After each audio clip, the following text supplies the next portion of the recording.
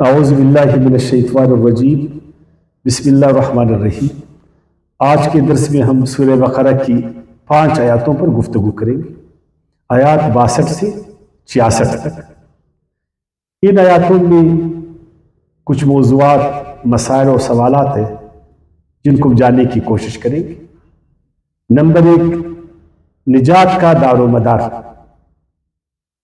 وہ کس بات پر ہے؟ ایک آدمی دنیا اور آخرت میں اللہ کے ہاں کس طرح کامیاب ٹھہرتا ہے؟ دوسرے الفاظ میں جنت کا حقدار آخرت میں کون ہے، اور آج کن لوگوں سے اللہ تعالیٰ راضی ہے؟ معیار کیا ہے، مدار کیا ہے؟ اس پر ہم بات کر لیں گے۔ اور جو اہل مذاہب ہے ان کا ایک عقیدہ ہے جو اللہ کے ہاں درست نہیں، وہ کون سا عقیدہ ہے اس پر بات کریں گے۔ ایمان باللہ اور ایمان بالآخرت کی حقیقت وہ کیا ہے، اس پر گفتگو کریں گے۔ عہد و پیمان سے متعلق جو تعلیمات ہیں قرآن میں، اس کی اہمیت پر جو قرآن نے زیادہ زور دیا ہے، اس کو سمجھنے کی کوشش کریں گے۔ کوہ طور پر جب اللہ تعالیٰ نے بنی اسرائیل کو بلایا اور ان سے عہد لیا، تو وہاں کوہ طور کو ان کے سروں پر لٹکانے کا ذکر ہے۔ پہاڑ انسانوں کے اوپر کس طرح لٹکا دیا گیا، کیوں لٹکا دیا گیا، کیا ایسا ممکن ہے، اس پر گفتگو کریں گے۔ اس میں اللہ کے فضل کے بارے میں، اس کی رحمتوں کے بارے میں، اللہ کا فضل، ان کی رحمتیں کون لوگوں پر ہے، کیوں ہے، اس پر بھی ہم بات کریں گے۔ جب یہودیوں نے عہد و پیمان سے انحراف کیا، اس کو توڑا، تو ان کو کیا سزا دی گئی، اس پر بھی ہم گفتگو کریں گے۔ تو 3 حصوں میں اس درس کو ہم مکمل کریں گے، پہلا حصہ، دوسرا حصہ، تیسرا حصہ۔ پہلا حصہ، اس میں ہم آیات 62 کو پڑھیں گے، اس کی تشریح و تفسیر کریں گے۔ ارشاد باری تعالیٰ ہے، ان الذین آمنوا، بے شک جن لوگوں نے ایمان لایا، والذین ہادوا، اور جو یہودی ہوئے، والنصارا، اور نصرانی عیسائی، والصابئین، اور صابی مذہب والے، من آمن باللہ، ان میں سے جو بھی ایمان لایا اللہ پر، والیوم الآخر، اور آخرت کے دن پر، وعمل صالحا، اور انہوں نے عمل کیا صالح، فلہم اجرہم، تو ان کے لیے ہے ان کا اجر، عند ربہم، ان کے رب کے پاس، ولا خوف علیہم، اور نہیں ہے کچھ خوف ان پر، ولا هم يحزنون، اور نہ وہ غم کریں گے۔ بے شک جنہوں نے ایمان لایا، جو یہودی ہے، جو عیسائی ہے، جو سادی مذہب کے ہیں، اگر یہ ایمان لائیں گے تو کیا پہلے سے ان کا ایمان ٹھیک نہیں؟ دیکھیں، جن لوگوں نے ایمان لایا، اگر وہ ایمان لائیں گے تو کیا وہ جو پہلے اس کا ایمان وہ اللہ کے ہاں قابل قبول نہیں؟ اگر تھا تو دوبارہ ان سے مطالبہ ایمان کا کیوں کیا گیا؟ اور اسی طرح یہودی بھی کہتے کہ ہم بھی تو ایمان والے، ان کو بھی بولا گیا کہ تم بھی اپنے ایمان کو صحیح کرو۔ اچھا، عیسائیوں کو بھی بولا گیا کہ تمہارا بھی ایمان ٹھیک نہیں، تم بھی اپنا ایمان ٹھیک کرو۔ صابین کو بھی کہا گیا کہ تم بھی اپنا ایمان ٹھیک کرو۔ اور ہمیں مسلمانوں کو بھی بولا گیا اپنے ایمان میں غور کرو، کیا تمہارا ایمان وہ قرآن کے مطابق ہے؟ اللہ کے ہاں تمہارا ایمان صحیح ہے؟ تو آخر اللہ تعالیٰ نے ان مذہب والوں کو ایسا کیوں بولا، کافروں کو نہیں بولا؟ دیکھیں، 4 بڑے ادھر مذہب والے، یہودی، عیسائی، ہم مسلمان اور سادی، ان سے مطالبہ کیوں کیا گیا؟ دوسرے الفاظ میں اہل مذاہب سے یہ مطالبہ کیوں؟ کاش اس پر ذرا سوچتے، ذرا غور کرتے.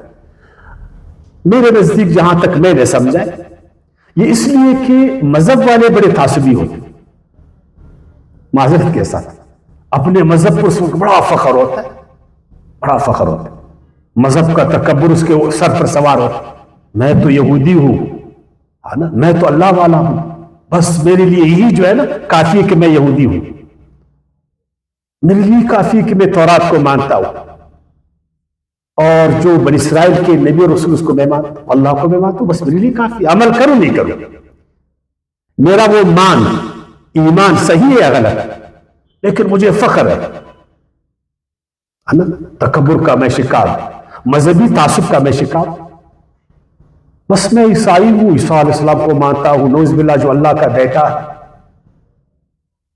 اچھا میں اس کو مانتا ہوں تو پھر میں دوزخ میں جاؤں گا، میرا ایمان غلط ہوگا. پھر ہم مسلمان آخری نبی کے پیروکار، آخری کتاب کے ماننے والے، ہم کچھ کریں نہیں کریں ہم کو کون پوچھے گا؟ ہمارے پاس لا الہ الا اللہ ایسا کلمہ ہے، پوری دنیا کو ایک پلے میں ڈالو، اپنے کلمے کو دوسرے پلے میں ڈالو، اور ہمارا کلمہ، ہم تو کلمے والے لوگ ہیں، ہم تو قرآن کو ماننے والے، ہم سے کون پوچھے گا؟ یہ ہے مذہبی تعصب، ہے نا، بے جا فخر و مباحات. عمل میں نہیں کرتا ہوں، قرآن پر ایمان، قرآن کو مانتا ہوں، جانتا بھی نہیں اس کو سمجھتا بھی نہیں، نبی کو مانتا ہوں، اس کی سیرت سے آگاہ بھی نہیں، لیکن مجھے فخر ہے اپنے مذہب پر. تو اس آیات میں اگر اس آیات کا سایات اور سبات دیکھیں نا، وہ ان مذہبی بیجا فخر کرنے والوں کو کہتا ہے کہ اپنے ایمان کو ٹھیک کرو. صرف تمہاری یہودیت کافی نہیں ہے، صرف تمہاری عیسائیت کافی نہیں ہے، صرف تمہاری مسلمانی کافی نہیں ہے. اور یہ جو تم مذہب کا نعرہ لگاتے ہو، ایک مذہبی وضاقت تم نے بنایا ہے، کچھ مذہبی رسومات کی مجاوری تم کرتے ہو، تمہارا خیال ہے بس یہ کافی ہے. یہودی کچھ مذہبی وضاقت ہے ان کا خاص، کچھ مذہبی رسومات، اسی طرح عیسائیوں کی، اسی طرح ہمارے مسلمانوں کی، اسی طرح باقی مذہب والوں، بس اسی پر وہ فخر کرتے، اسی عصبیت کا شکار. میں جا کر چرچ میں مذہبی رسومات بجا لاتا ہوں، بس یہی کافی. ہم لوگ مسجدوں میں جاتے ہیں، وہ اپنے معبد میں جاتے ہیں. بلکہ یہودی تو یہاں تک کہتے تھے، میں نے اس دن آپ کو پڑھایا سورہ مائدہ کی آیات 15 میں، نحن ابناء اللہ و احباؤہ، ہم تو اللہ کے بیٹے، نعوذ باللہ، ہم تو اللہ کے چہتے ہیں. ہم عمل کریں یا نہیں کریں، ہمارا عقیدہ صحیح ہے یا غلط، ہمارے عقیدے میں شرک ہے، ہمارے عقیدے میں فساد ہے، ہمارے عمل برباد ہے، اعمال بائبل کے مطابق نہیں، اصلی بائبل کے مطابق، ہے نا، لیکن ہم اللہ کے چہتے ہیں، ہم اللہ کے نعوذ باللہ بیٹھے. ہم بھی یہ کہتے، ہم بیٹھے تو نہیں کہتے لیکن چہتے تو کہتے نا. اچھا ہم پھر کیا کہتے؟ وہ تو یہ کہتے تھے، ہم کہتے خیر امت. ہم کیا ہے؟ خیر امت. خیر امت دوزخ میں جائے گا جیسا؟ نہیں جائے گا. ہم تو خیر امت ہے، باقی ساری امتیں شر ہے، ہم خیر امت. کیوں خیر امت ہے اس کا ہمیں کوئی پتہ نہیں. یہ خیر امت ہمیں کیوں کہا گیا، وہ وجہ کیا ہے اس کے بارے میں نہیں جانتے. ہم خیر امت ہے، ہم شہداء علی الناس ہے نا، اور امت وسط ہے. امت وسط یعنی تمام دنیا کا نگراں ہم ہے، ہم شہداء علی الناس ہے، بس یہی ہمارے لیے کافی. اور یہودی تو یہ بھی کہتے تھے، ہم بھی کہتے ہیں، سورہ بقرہ کی آیت 111 میں نا، لَن يَدْخُلَ الْجَنَّةَ إِلَّا مَنْ كَانَ هُودًا أَوْ نَصَارَىٰ، ہرگز داخل نہیں ہوگا جنت میں لیکن یہودی، لیکن عیسائی. یہ مذہبی تعصب. یہودی کہتے تھے جنت کے ٹھیکیدار ہم، جو کرے ہم سو کرے. اپنے نبیوں کو بھی انہوں نے کچھ نبیوں کو بھی قتل کیا، لیکن ہم جنت میں جائیں. ہم جھوٹ بولے، فراڈ کرے، دھوکہ دہی کرے، لوگوں کا خون کرے، اللہ کے ساتھ اے جو پیمان کیا اس کو ہم توڑے، لیکن ہم جنت میں داخل ہوں. اور عیسائیوں نے بھی یہ، ہم بھی تو جنت میں، ہم جو بھی کرے سو کرے. تمام چرچ ظالموں کے ساتھ کھڑا ہو، سارے مذہبی پیشوا اپنے زمانے کے جابروں کے ساتھ، بادشاہوں کے ساتھ عوام کا استحصال کرے، ظلم کرے، بربریت کرے، اللہ کے نام پر کروڑوں لوگوں کو مارے، لیکن ہم جنتی، ہم سے کون پوچھے گا؟ ہم عیسیٰ علیہ السلام کو مانتے اور ہمارے مسلمان کہ جنت میں تو ہم جائیں گے، باقی کوئی نہیں جائے گا۔ آپ کیوں جاتے ہیں نا؟ اس لیے کہ میں مسلمان ہوں، بس۔ یہ جو لبادہ میں نے پہنا ہوا نا اسلام کا، یہ میرے نکاسی، یہ جو کچھ مذہبی رسومات بجا لاتا ہوں، یہ میرے نکاسی۔ لن تمسنا النار الا ایاما معدود، اگر دوزخ میں ہم جائیں بھی تو کچھ دنوں کے لیے جائیں گے۔ یہودی کہتے تھے، عیسائی کہتے تھے، ہم بھی تو کہتے ہیں نا، ہم بھی یہ کہتے ہیں۔ تو یہاں پر اللہ تعالیٰ نے فرمایا یہ تمہارا اپنا خیال ہے، یہ تمہارا اپنا خیال ہے، یہ تمہارا اپنا مذہبی عقیدہ ہے جو تم نے بنایا ہے۔ اسی لیے سورہ نساء کی آیات 123 میں ان مذہبی تعصبیوں کو جو بیجا اپنے مذہب پر بلا عمل فخر و مباحات کرتے، ان کے لیے فرمایا لیس بامانیکم ولا امانی اہل الکتاب، یہ تمہارے اپنی تمنائیں ہیں، تمہارا اپنا خیال ہے، اس پر جو ہے نا فیصلے نہیں ہوگی کہ بس تم نے بولا میں جنت کا ٹھیکیدار ہوں تو جنت کے دروازے تمہارے لیے کھل گئے، میں اللہ والا ہوں تو واقعی ایسا ہی، یہ تمہارا اپنا خیال ہوئے گا۔ کیا تم نے کبھی اپنی کتاب میں جس کو تم مانتے ہو اس میں اپنے ایمان کو جو ہے نا تم نے اس میں پرکھا ہے، اپنے عقیدے کو پرکھا ہے، اپنے اعمال کو تم نے پرکھا ہے؟ تم اللہ کی رضا سے واقف ہو، اس خدائی معیار کو تم جانتے ہو، اچائی برائی کا جو معیار ہے اس کو تم جانتے ہو؟ تو یہاں پر اللہ تعالیٰ ایسے مذہبیوں کو کہتے ہیں، ان کو نہیں، جو واقعی جو ہے نا اللہ کے دین پر کرے۔ تو فرمایا ان الذین آمنوا، بے شک جو لوگ مومن ہوئے، بے شک جو اپنے آپ کو یہودی کہتے ہیں، والنصارى اپنے آپ کو عیسائی کہتے ہیں، والصابین اپنے آپ کو صابین کہتے ہیں، من آمن باللہ، جب تک یہ صحیح معنوں میں ایمان نہیں لائیں گے، ان کا ایمان اللہ کے ساتھ صحیح نہیں ہوگا، یہ ایمان کی حقیقت کو نہیں جانے گا۔ اللہ پر ایمان کیا ہے، اللہ پر ایمان کے تقاضے کیا ہے؟ دیکھیں، اللہ کو مانتا ہوں، اس کے نبی اور رسولوں کو نہیں مانتا، اللہ کو مانتا ہوں، اس کے کسی رسول کو مانتا ہوں، کسی کو نہیں مانتا، اللہ کو مانتا ہوں، کسی کتاب کو نہیں مانتا اس کو اور کسی کو مانتا۔ یہ ایمان قابل قبول ہے؟ یہ تو تعصب ہے۔ جو میرے قوم میں ایک نبی ہے اس کو مانتا ہوں، جو میرے قوم میں نہیں اس کو میں نہیں مانتا، جو حق میرے ساتھ اس کو مانتا ہوں، جو حق تمہارے ساتھ اس کو نہیں مانتا، یہ تو تعصب ہے۔ اگر تو واقعی اللہ پر ایمان لاتے ہو تو جو تم کو اللہ کہتا ہے اسی وہی تم نے کرنا ہے، تمہارا ایمان وہ ہو جو اللہ تمہیں کہتا ہے۔ کیا تم نے کبھی اپنے ایمان کو تورات پر، انجیل پر، قرآن پر، زبور پر پرکھا ہے؟ تو یہ جو ہم نے تعصب کا ایمان اپنایا ہے نا، یہ ایمان ہم سے اللہ تعالیٰ قبول نہیں کرے گا۔ ایمان وہ اللہ قبول کرے گا جو اللہ کے مرضی کے مطابق ہے۔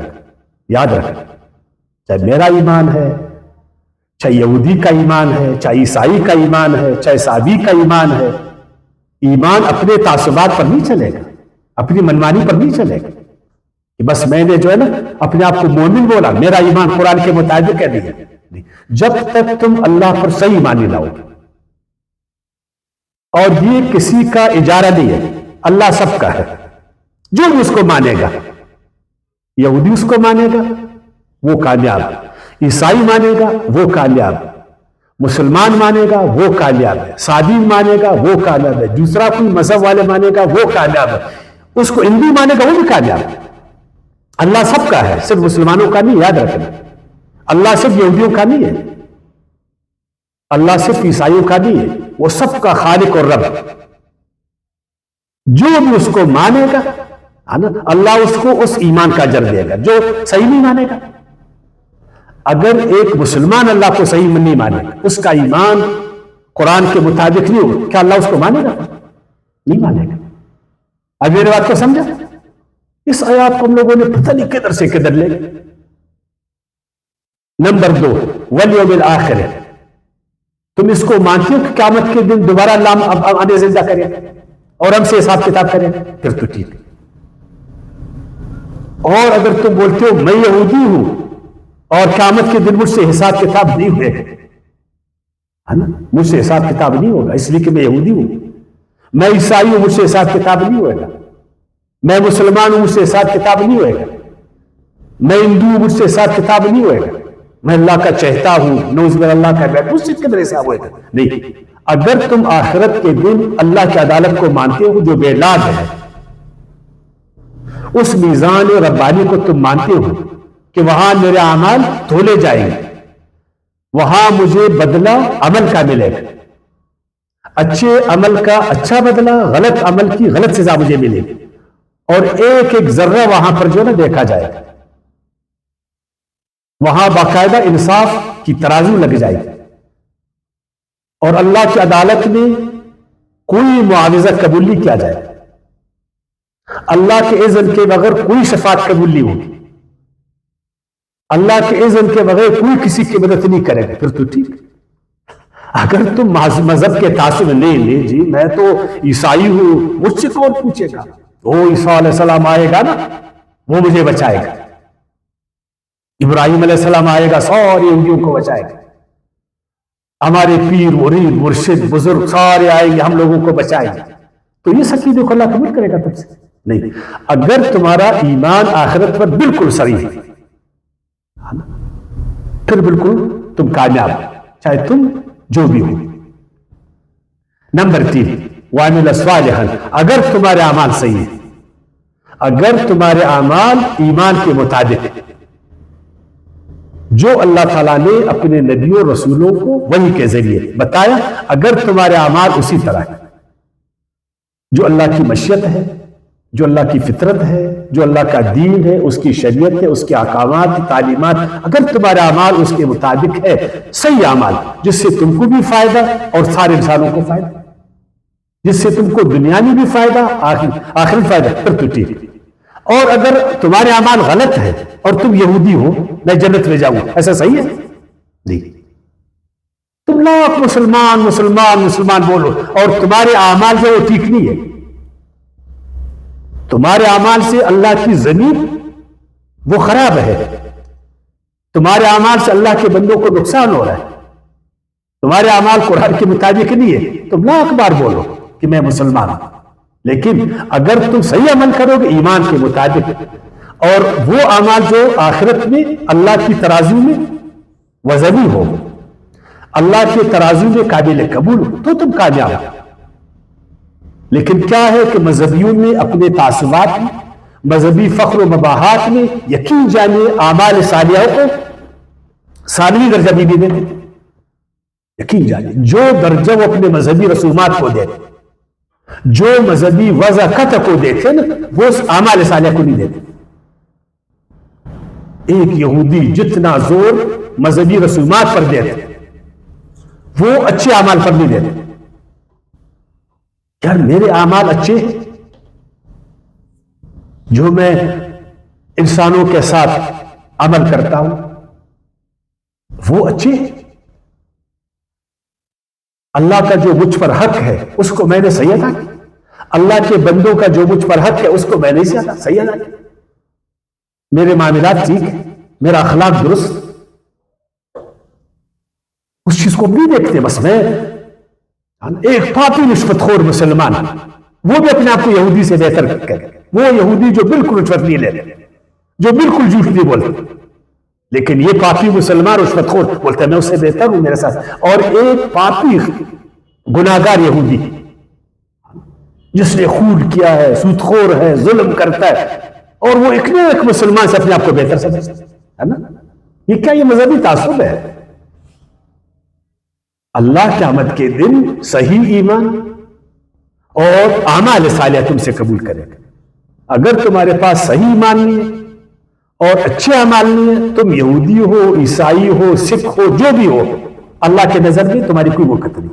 یاد رکھ، اگر ان مذہبی تعصبات سے ہم نکلتے اور سیاحت کو سمجھتے، آج ہمارے حالت کتنی بہتر ہے۔ لیکن کیا کرے کہ مذہبی تعصبات کے شکار ہے، اس آیات کی طرف توجہ نہیں دیتے۔ اسی لیے اللہ تعالیٰ نے فرمایا من اسلم وجہ اللہ ومحسن فلہ اجرہ عند ربہ، تم یہودی ہو تو پورے کا پورا اللہ کو جھکو، اپنے آپ کو مسلمان کہتے ہو پورے کا پورا اللہ کو جھکو، عیسائی کہتے ہو پورے کا پورا اللہ کو جھکو، اور اچھے کام کرو، محسن بن جاؤ، غلط کام نہیں کرو، اچھے کام کرو، احسان والے کام کرو، خوبصورت کام کرو، خود بھی خوبصورت بنو اور اللہ کے بندوں کو بھی خوبصورت بناؤ، دنیا کو بھی آخرت کو بھی۔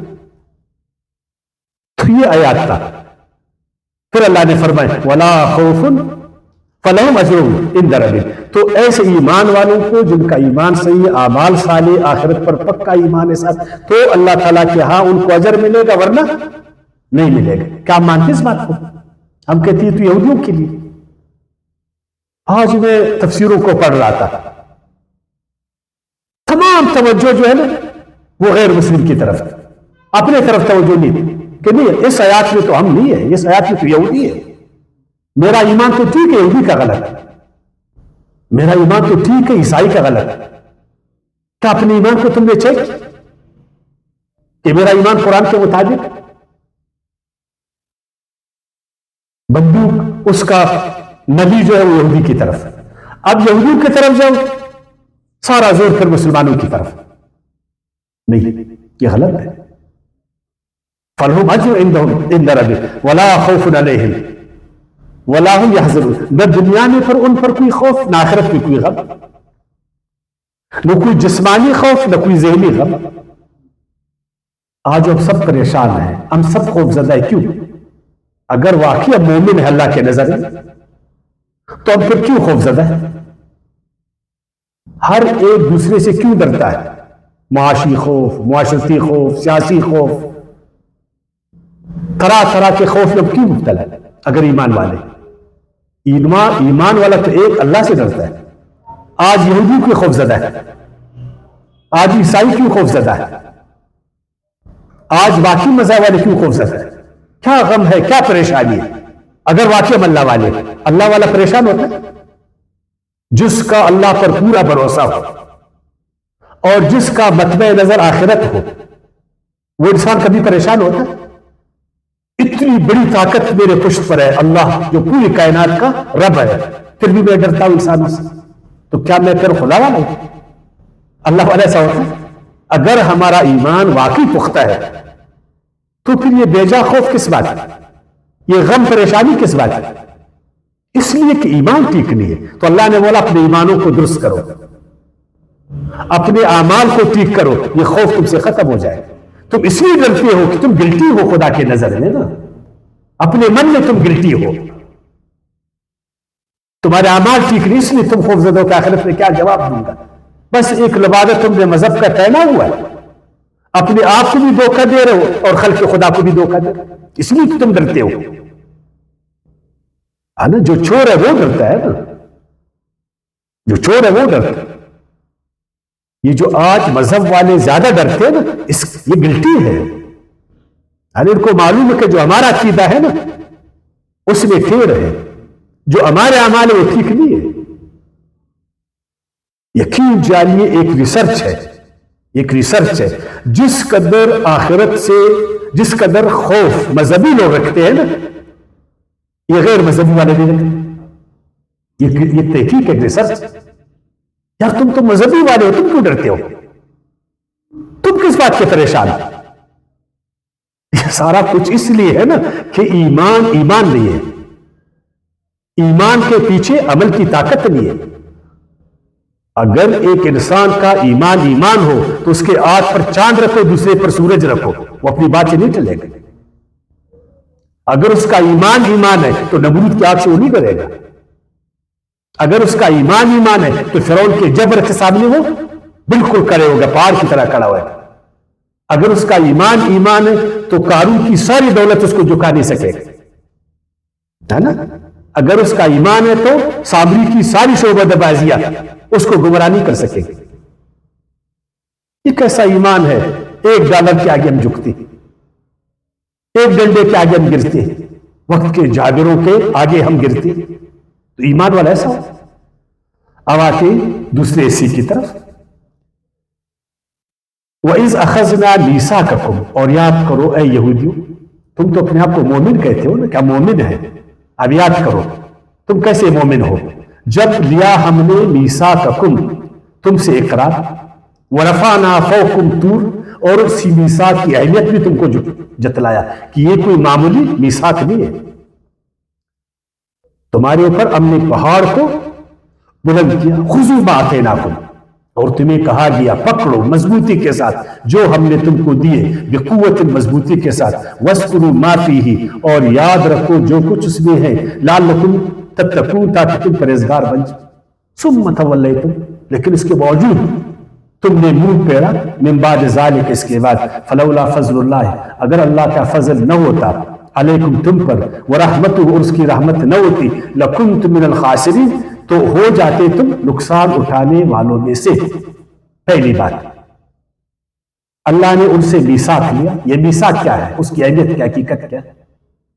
میں بار بار کہتا ہوں نا کہ اگر ایک معاشرے کو تم نے بیلنس رکھنا ہے تو وہ اس وقت بیلنس رہے، اس میں سرکشی اس وقت ختم ہوتی کہ وہ عہد پیمان کے نیچے زندگی گزارے. چاہے وہ عہد اس نے اپنے خدا کے ساتھ، خالق کے ساتھ، چاہے وہ عہد اس نے اپنے رب کے ساتھ. جب وہ اس عہد و پیمان پر پورا اترے گا تو معاشرے میں بیلنس پیدا ہوگا، معاشرے میں اعتدال پیدا ہوگا، معاشرے میں انصاف آئے گا. کیوں؟ بادشاہ بھی عہد و پیمان کے نیچے ہے، حکمران بھی عہد و پیمان کے نیچے ہے، عوام بھی عہد و پیمان کے نیچے ہے، زوراور کا بھی سر عہد و پیمان کے نیچے، کمزور بھی عہد و پیمان کے. جب سرخ بتی آن ہوتا ہے سب اس پہ، اس کے آگے کھڑے ہوتے ہیں. زوراور بھی کھڑا ہوتا ہے، کمزور.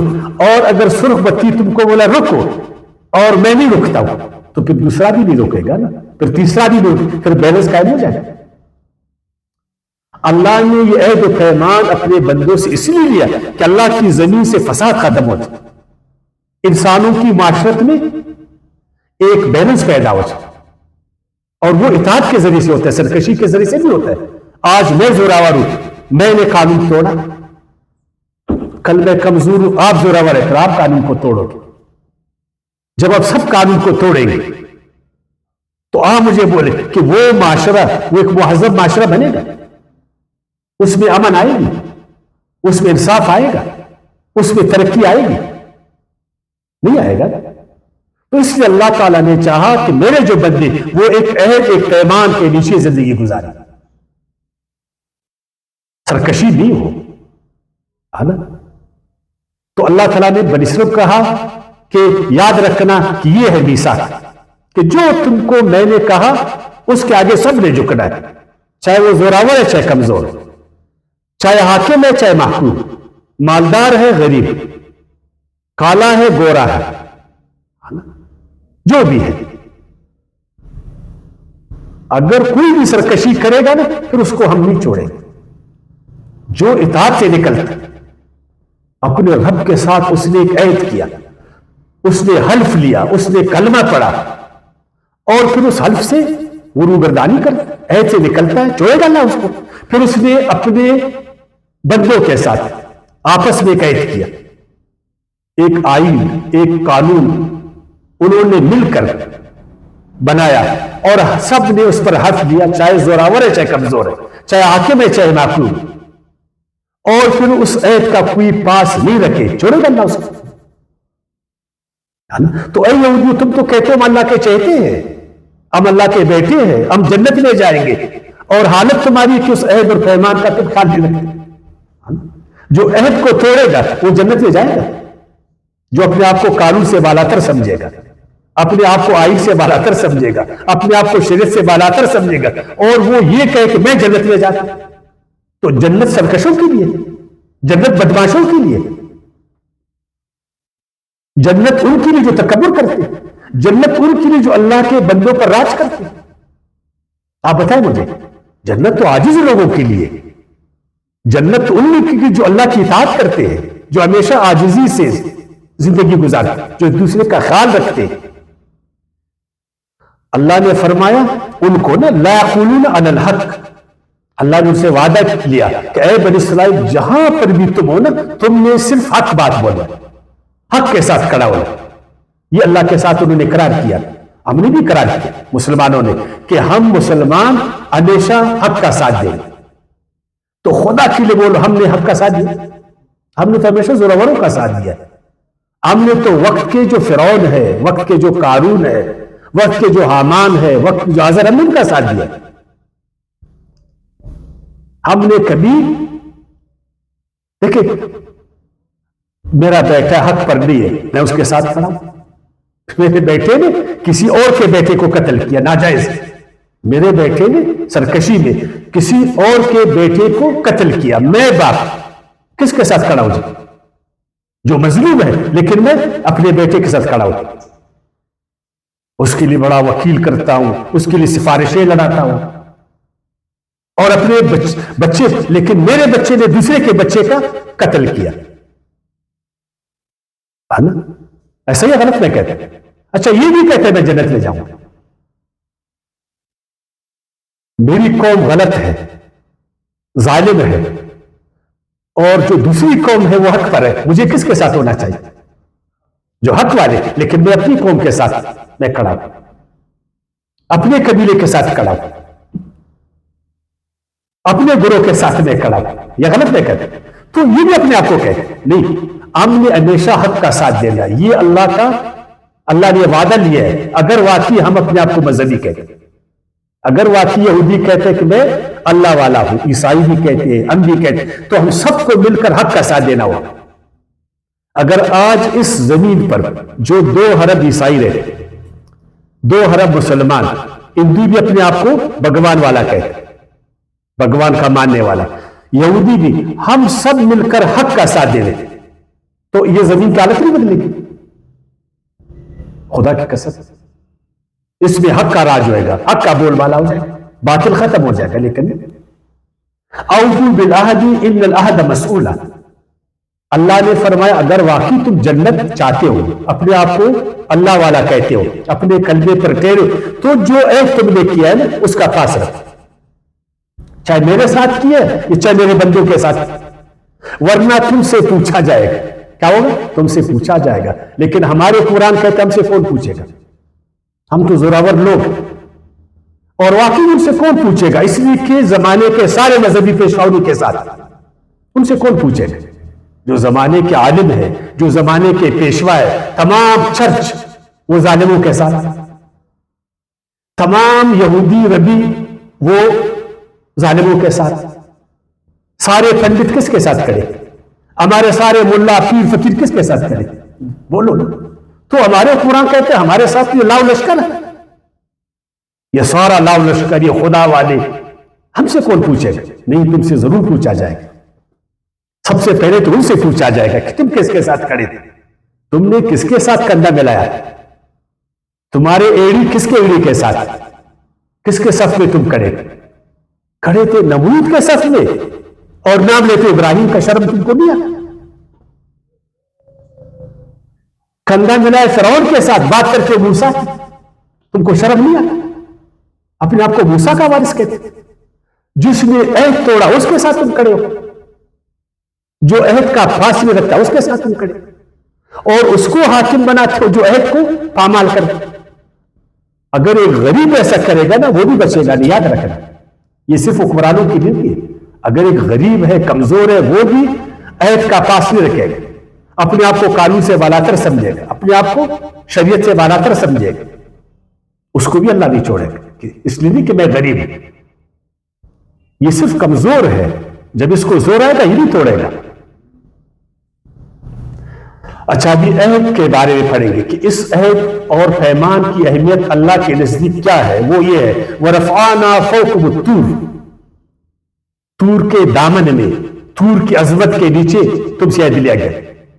یہ پہاڑ، اس پہاڑ کا جلال، اس پہاڑ کا روح، اس پہاڑ کی طاقت، اور یہ پہاڑ اللہ کا پہاڑ ہے، اس کے دامن میں تم عہد لے رہے ہو، تو اس کا خیال رکھو. اسی طور میں تم کو جو ہے تورات ملا تھا، اسی طور میں اللہ کا جلال موسیٰ علیہ السلام نے دیکھا تھا. یہی وہ نورانی پہاڑ ہے جس سے تم نے نور لیا تھا. اگر تم نے عہد کا خیال نہیں رکھا تو یہ طور تم پر پھر گواہ ہے. اس کی عظمت کو سمجھو. اور ہم بھی تو حلف لیتے, ہم بھی تو حلف لیتے, پھر اس کا پاس رکھتے. ایسا نہیں کہ اس پہاڑ کو جڑ سے اکاڑ کر ان کے سامنے سر پر صاحبان کی اس طرح ہمارے علماء کرام کہتے. اللہ ایسا کر سکتا ہے, ایسا نہیں کوئی نہیں کر سکتا, لیکن یہاں اصل میں وہ طور کی ہیبت ان کو دکھا ہے. خبردار اگر تم نے کیا نا تو تمہارے ساتھ پھر ایسا ہوگا. خذوا ما آتیناکم بقوۃ, جو عہد تم نے کیا پیمان کا اس کو مضبوطی کے ساتھ قائم رکھو. ہم نے بھی قرآن میں کافی عہد و پیمان کیے جس کا ہمیں معلوم نہیں ہے. انشاءاللہ پڑھے گا آہستہ آہستہ قوت کے ساتھ. کاش کہ آج میں مسلمانوں کو کہتا ہوں نا, تمام مسلمان ملکوں میں شریعت, قرآن, آئین, قانون ہے نا, اور آئین قانون پر عمل ہے نہیں. اگر ہم سارے دو ارب مسلمان صرف قانون کی مضبوطی کے ساتھ ہم قانون کے ساتھ کھڑے ہو جائے, ہر مسلمان آئین قانون شریعت کے ساتھ کھڑا ہو جائے, کوئی قانون کو پھر توڑ سکے گا؟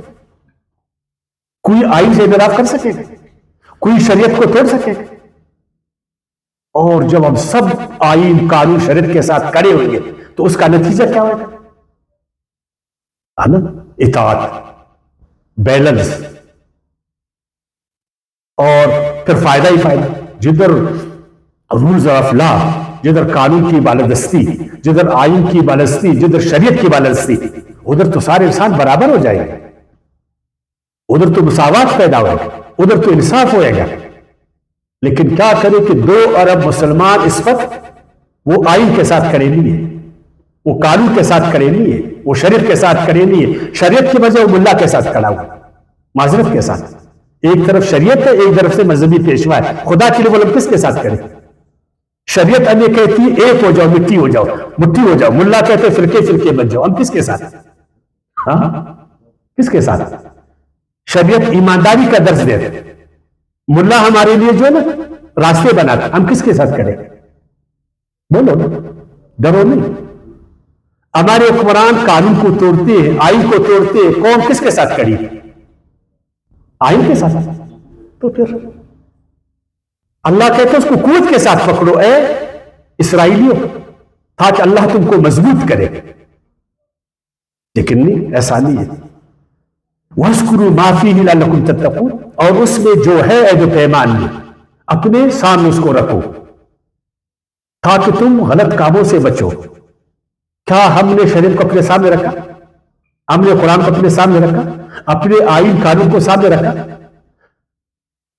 اس کے آرٹیکل سے ہم واقف کہ کون کس آرٹیکل کی خلاف ورزی کر رہا ہے, کون کس شک کو توڑ رہا ہے, کون کس قانون کی خلاف ورزی کر رہا ہے, کون کس آیات سے بھاگ رہا ہے, کون کس آیات کی مخالفت. کبھی ہم نے ایسا کیا؟ نہ قرآن سامنے ہے, نہ آئین سامنے ہے, نہ قانون سامنے ہے. تو پھر یہی ہوگا نا جو ہم دیکھ رہے ہیں. بات تو ایسے یہودیوں کو ہو رہا ہے نا, اس آیات میں تو ہمیں بھی بولا جاتا ہے. تو یہودیوں نے جو کیا سو کیا, ہم تو نہیں کریں نا, ہم تو مسلمان ہیں. ثم تولیتم, پھر تم نے قانون سے منہ موڑ. من بعد ذلک, اس کے باوجود کہ تم کو سختی سے بتایا گیا تھا. فلولا فضل اللہ علیکم, اے بنی اسرائیل اگر تم پر اللہ کا فضل نہ ہوتا, ورحمت, اس کی رحمت نہ ہوتی. کس کی شکل؟ موسیٰ علیہ السلام کی شکل ہے, تورات کی شکل ہے, اس کلمے کی شکل ہے. وہ جو اللہ کا قانون محال کہ وہ مہلت دیتا ہے, وہ مہلت دیتا ہے. اگر وہ مہلت جو تم کو دی گئی ہے, جو اللہ کا بڑا فضل ہے کہ اللہ نے ہمیں آزادی دیا ہے, اللہ نے ہمیں اختیار دیا, اللہ جبر نہیں کرتا, اللہ مہلت دیتا ہے, امتحان لیتا. اور اگر یہ سارا کچھ نہیں ہوتا, اللہ کی سنت نہ ہوتی جو فضل و رحمت پر مبنی ہے, تو کسی کو بھی نہیں چھوڑتا. یہ جو آج ہم مسلمان 2 ارب جدھر بھی ہے قانون کا خیال نہیں رکھتے, آئین کو بالاتر سمجھتے, نہیں آئین سے اپنے آپ کو بالاتر سمجھتے, شریعت سے مذہبی لوگ اپنے آپ کو بالا سمجھتے, وہ قرآن آئین سے عوام بھی. اللہ نہیں چھوڑتا ہم لوگوں کو, لیکن کیا وہ اللہ کی جو ہے نا ایک سنت, اس نے ہمیں مہلت دی ہے. سدھرو سدھرو سدھرو, ٹھیک ہو جاؤ، اس موقع سے فائدہ اٹھاؤ، اللہ کی شرط سے فائدہ اٹھاؤ۔ اگر ہم نے فائدہ اٹھایا اچھی بات ہے، نہیں اٹھایا مہلت ختم ہو گیا تو پرچے ہمارے ہاتھ سے لیے جائیں گے، پھر ہم سے پوچھا جائے گا کیوں تم نے عہد و پیمان کو توڑا جو اللہ کے ساتھ کیا تھا، جو آپس میں عہد و پیمان کیا تھا کیوں توڑا تم نے؟ اس لیے کہ تم زوراور تھے، اس لیے کہ تمہارے پاس دولت تھی، اس لیے کہ تم سماج میں ایک طاقت رکھتے تھے، اس لیے کہ تم بادشاہ کے بیٹے تھے، اس لیے کہ تم جج کے بیٹے تھے، اس لیے کہ تم حاکم تھے، اس لیے کہ تمہارے ہاتھ میں ڈنڈا تھا، اس لیے کہ تم نے مذہب کا چوغا پہنا تھا۔ پھر کیا جواب دیں گے؟ اگر یہ سارا کچھ نہیں ہوتا، ٹھیک کرم نقصان نہیں ہوتا، آج بھی نقصان ہے لیکن بڑھ کر نقصان نہیں ہوتا، تو اللہ کی اس رحمت سے ہم فائدہ ہوتا، اللہ کے اس فضل سے ہم فائدہ ہوتا، جو بار بار ہمیں دعوت دے رہے سدھرو سدھرو سدھرو۔ اب ایک اور حصے کی طرف، تیسرے حصے کی طرف آئیں، ایک اور بھی کام انہوں نے بڑا خراب کیا، اس پر بھی یہودیوں سے اللہ نے عہد لیا تھا سخت کہ تم نے سبت کے قانون کا خیال رکھنا، ہفتے کے دن کا بڑا تم نے خیال رکھنا، ہفتے کے دن میں تم نے کام نہیں کرنا، شکار میں کام نہیں کرنا، اس دن کو تم نے دین کو دینا ہے، سماج کو دینا ہے، اپنے گھر کو دینا ہے، اپنے بچوں کو دینا ہے، وغیرہ وغیرہ۔ جس طرح ہم لوگ اتوار کے دن جو نا چھٹی کرتے تو اس دن اپنے بچوں کو وقت دیتے وغیرہ وغیرہ سارا کچھ نا، تو بہرحال اس میں تو دین ہے، آج تو نہیں ہے، میں سمجھانے کے لیے صرف آپ کو بتاتا ہوں تاکہ آپ بات کو سمجھیں۔ تو ہفتے کے دن انہوں نے کام نہیں کرنا، شکار میں کام نہیں کرنا، کیونکہ انسان اگر سارا دن مشین کی طرح کام کرے تو دین وقت نہیں مانگتا ہم لوگوں سے، اپنے دین کو وقت دے دے، اپنے بچوں کو وقت دے دے، اپنی جان کو وقت دے دے، سوسائٹی کو وقت دے دے، اپنے معاشرے کو وقت دے دے۔ ایک دن ہم سب بیٹھ جائیں اپنے مسائل پر، ہفتے میں کچھ سماجی بحثیں ہم کریں، کچھ علمی باتیں ہم کریں، کچھ سوال جواب آپس میں کریں، یا بس صبح سے شام تک جو ہے نا ہم پیٹ کے پیچھے ہائے شکار ہائے شکار، ہائے مچھلی ہائے مچھلی، ہائے پیٹ ہائے پیٹ، کچھ تو اور بھی چیز ہے نا۔ تو یہودیوں کو اللہ تعالیٰ نے کہا تھا کہ ایک دن، باقی دن تمہارے، ایک دن جو ہے نا وہ سب، وہ جو سب کا دن ہے اس کا خیال رکھو، ایک دن تمہارا اور ایک دن سب کا، یوم سب زیادتی۔ لیکن انہوں نے کیا کیا؟ ذاتیہ شروع کی، انحراف شروع کیا اور مذہبی ایلے بہانوں سے کام لیا۔ اللہ نے کہا تھا کہ اس دن مچھلیوں کا شکار نہیں کرنا، اب ان کو آزمایا۔ اب جب اس دن وہ شکار نہیں کرتے تھے نا تو مچھلی بھی ہوشیار ہو گئی، یار آج ہمارا شکار نہیں ہوتا، تو وہ جو ہے نا سب آتے تھے، اچھل کر آتے تھے، آگے دیکھتے تھے یار مچھلیاں، اور اگر اللہ تعالیٰ نے ہم سے روکا ہے نا، وہ اپنے مذہبی پیشواؤں کے پاس ہے، بھائی کوئی راستہ، مذہب والوں کے ساتھ بڑے راستے ہوتے ہیں، وہ تو سود میں بھی 100 راستے اپنے نکالے، ان کا کیا ہے؟ تعویل کرنا وہ کون سا مسئلہ ہے؟ ہیلے بہانوں سے کام کرنا وہ کون سا مسئلہ؟ پھر جو تاجر برادری پیسے والے بولے ان کے لیے تو ہیلے بہانا کوئی آسان کام، وہ مشکل کام تو نہیں ہے۔ بار انہوں نے جو نا ان کے لیے راستے بنائے کہ بھائی ٹھیک ہے ادھر شکار مت کرو، تم ایسا کرو بالکل کچھ نہیں کرو، کچھ نالیاں بناؤ، کچھ تالابیں بناؤ۔ وہ ہفتے کے دن تالابوں میں آئیں گے، تالاب میں ایسے جال بناؤ کہ بند ہو جائے، پھر اتوار میں اس کا جو ہے شکار کرو، تو کیا ہوا اس سے؟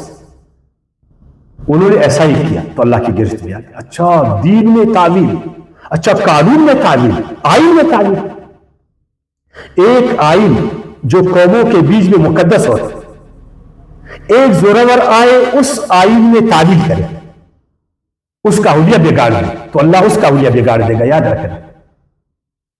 جو عہد و پیمان کے حلیے بگاڑتے اللہ ان کا حلیہ بگاڑ دے گا، جو قانون کا حلیہ بگاڑتے اللہ چھوڑے گا ان کو، اور جو شریعت کا نعوذ باللہ جو ہے نا وہ حلیہ بگاڑنا چاہتے اللہ کے احکامات اپنی من مانی تعویلوں سے، ہیلے بہانوں سے، تو اللہ نے پھر کیا کیا ان کے ساتھ نا۔ ایک دفعہ اس آیات کو پڑھیں گے جب یہ بہت زیادہ ہوتے تھے، سورۃ الاعراف کی آیت 163 میں، اذ یعدون فی السبت اذ تأتیہم ایتانہم یوم سبتہم شرعا ویوم لا یسبتون لا تأتیہم کذلک نبلوہم بما کانوا یفسقون۔ بس اللہ نے ان کا امتحان کیا. مچھلی ہفتے کے دن لپک لپک کر چہچہ کر آتے تھے, ان کے منہ میں پانی آتا تھا, اور وہاں سے اللہ نے ان کو روکا تھا. اب وہ رکتے نہیں تھے. ان کے مذہبی لوگوں نے ان کے لیے ہیلے بنائے, بہانے بنائے, مذہبی فتوے, ہے نا. تو اس طرح اللہ نے کہا کہ اس طرح وہ فاسق بنے. مذہبی لوگ کو اللہ تعالیٰ ایک چیز کی حلیت کو مت بگاڑ, اس کی حیت کو مت بگاڑ, اس کی حقیقت کو مت بگاڑ. کیا حقیقت کو تمہارے کہنے سے حقیقت بگڑتی؟ میں لاکھ بار بولوں کہ 2 اور 2 4 نہیں ہے, تو 2 اور 2 5 بنے گی. اللہ کا حکم میری تعبیروں سے بدلے گی, میرے ہیلے بہانوں سے شریعت بدلے گی. اور اگر ایسا میں کروں گا تو میں غلط کر رہا ہوں. اس آیات کو ذرا پڑھنا, سورۃ الاعراف کی آیت 163 کو جا کر غور میں.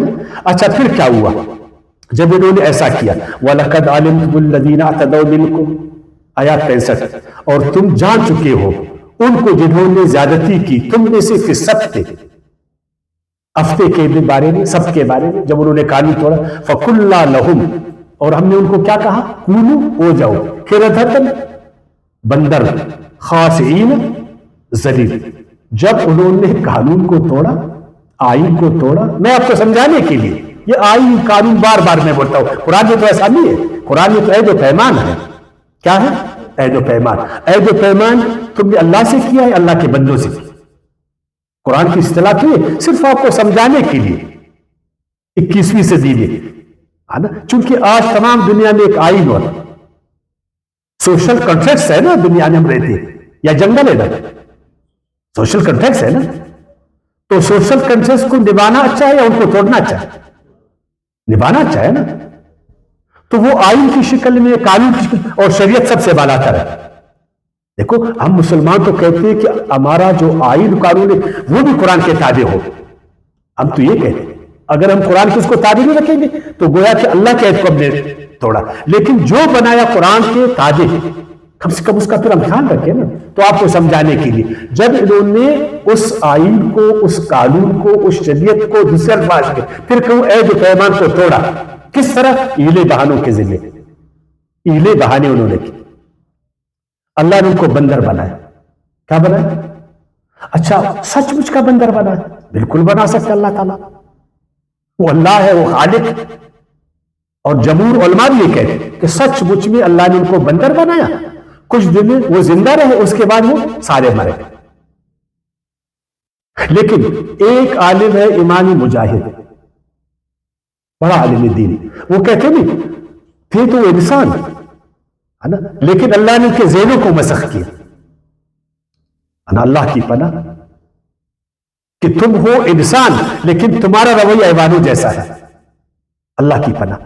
جو سچ مچ بندر ہو تو بیچارہ بندر ہے, اور وہ انسان ہے لیکن اس کے کرتوت بندروں جیسے ہے. انسان کرتوت گدھوں جیسے ہے, انسان کرتوت کتے جیسا. وہ قرآن میں ہے نا, یہ بدنما ہے انسان کرتوت خنزیر جیسے. اور بندر کے کرتوت آپ کو معلوم ہے, ہر ڈگڈگی پر پھر وہ ناچتے. دیکھا نا بندروں کو, اس کی اچھل کود کو دیکھا ہے نا. اور جب اللہ کی پناہ, اگر ہم اللہ کی شرط کو توڑیں گے, اس کے قانون سے نکلیں گے, ہماری حالت بھی پھر ہر ڈگڈگی پر ہم ناچیں گے. پھر ہماری کوئی وقت نہیں ہوگی اس طرح ایک بندر ہے نا, ہے کوئی عزت اس کی. آج جو اقوام قانون کو توڑتے ہیں, آئین کو پیروں کے نیچے روندتے ہیں, شریعت سے بالاتر سمجھتے ہیں, آج دنیا میں کی وقت کیا ہے کوئی وقت دور نہیں جائے. یہودیوں کو چھوڑو, عیسائیوں کو چھوڑو, 2 ارب مسلمانوں کی کوئی وقت ہے اس دنیا میں؟ کیا وہ امریکہ کی ڈگڈگی کے سامنے ٹھہر سکتے؟ ہاں ٹھہر سکتے. کیا وہ ڈالر کے جو ہے نا سامنے ٹھہر سکتے؟ کیا اوپر سے ایک حکم وائٹ ہاؤس سے آ جائے, کسی پہ تاب ہے اس کو رد کرنے کا؟ پھر کیا قوم کی حالت کو دیکھو, جو سردار کے ڈگڈگی پر وہ ناچتا ہے, جو جاگیردار کے ڈگڈگی پر ناچتا ہے, جو چودھری کے ڈگڈگی پر ناچتا ہے, جو خان میر معتبر کے ڈگڈگی پر ناچتا ہے. آپ کے سامنے ہے, قدم بڑھاؤں تمہارے ساتھ. کڈے میں ان کو گراؤ تمہارے ساتھ. جتنی چمچگیری آپ دیکھ رہے ہو ہے نا, یقین جانیے بندر اتنی چمچگیری نہیں کرے جو ہم ایک دوسرے کا کر. حتیٰ کہ ہمارے عالم, ہمارے پیشوا جب ڈگڈگی بچتی ہے یہ سب کے سب ادھر جا کر جو لائن میں کھڑے ہوتے نہیں ہوتے. بتاؤ یا غلط کہتے ہیں؟ اللہ ماشاءاللہ اچھے لوگ ہیں, بالکل ہیں, اچھے عالم ہیں, اچھے پیشوا ہیں, اچھے حکمران ہیں, اچھے لوگ ہیں, لیکن ان کی تعداد کم ہے, وہ آٹے میں نمک کے برابر ہے. تو اللہ نے فرمایا جب انہوں نے پاس نہیں رکھا میرے عہد کا, میرے پیمان کا, تو ان کو میں نے بندروں ایسا بنایا. امام مجاہد فرماتے اور ہم عالم کہتے ان کو بندر بنایا. لیکن میرا رجحان امام مجاہد کی طرف, جہاں تک میں نے قرآن کو سمجھا, اور ہو سکتا ہے میرا رجحان غلط, جو حقیقت ہے حقیقت وہی ہے, یا بندر یا بندر جیسے. لیکن بندر جیسے اس میں بہت ذلت ہے, بہت ذلت, کہ وہ ہے انسان لیکن کرتوت بندروں جیسے. کیوں اللہ تعالیٰ نے یہ سزا ان کو دی؟ فَجَعَلْنَاهَا نَكَالًا لِمَا بَيْنَ يَدَيْهِ, تاکہ وہ عبرت کا نشان بنے سب کے لیے, اپنے زمانے کے لیے بھی اور اب تک وہ کہ جو بھی اللہ کے عہد و پیمان کو توڑے گا اس کی حالت یہی ہوگی, ہے نا, اس کی حالت یہ ہوگی. جو بھی آپس میں عہد و پیمان کرے گا اس پر حج لے گا اور اس عہد و پیمان کا خیال نہیں رکھے گا, اس کو توڑے گا, اس کا انجام یہی ہوگا. وما خلفہ, اس کے بعد بھی وَمَوْعِظَةً لِلْمُتَّقِينَ, اور یہ تقویداروں کے لیے ایک سبق. جو بھی اپنے آپ کو خدا والا کہتا ہے, جو بھی اللہ سے ڈرتا ہے, جس کو بھی آخرت کا کٹکا ہے کہ میں جاؤں گا, اللہ مجھے دوبارہ زندہ کرے گا, مجھ سے حساب کتاب کرے گا, اور اگر اس نے عہد پیمان کا حساب مجھ سے کیا پھر میں کیا بولوں گا؟ جو عہد تم نے اللہ کے ساتھ کیا اس کو نبھایا, جو آپس میں تم نے عہد و پیمان کیا اس کو تم نے نبھایا, پھر ہم کیا جواب دیں گے؟ جواب تو وہ دے گا جو عہد و پیمان کا خاص رکھے گا نا. اگر یہ کٹکا ہم میں لگے 2 ارب مسلمان, کبھی وہ عہد و پیمان کو توڑیں گے؟ وہ کتنی خوشی کی بات ہوگی, کتنا اچھا دن ہوگا کہ مسلمان کم سے کم اپنے ملکوں میں اپنے اپنے عہد و پیمان پر ثابت قدم ہو جائے. جو اللہ کے ساتھ کیا اس پر بھی ثابت قدم ہو جائے. یہ ہماری زمین, ہماری دنیا جنتی بن جائے گی. اللہ نے دوبارہ امام بنائے, اللہ نے خلیفہ بنائے گا, اللہ نے عزت دے گا, ہمیں فضیلت دے گی, اور واقعی ہم خیر امت بنیں گے. یاد رکھنا, واقعی امت وسط ہم بنیں گے, اور دوبارہ سے ہم شہداء علی الناس بنیں. وما علینا الا البلاغ.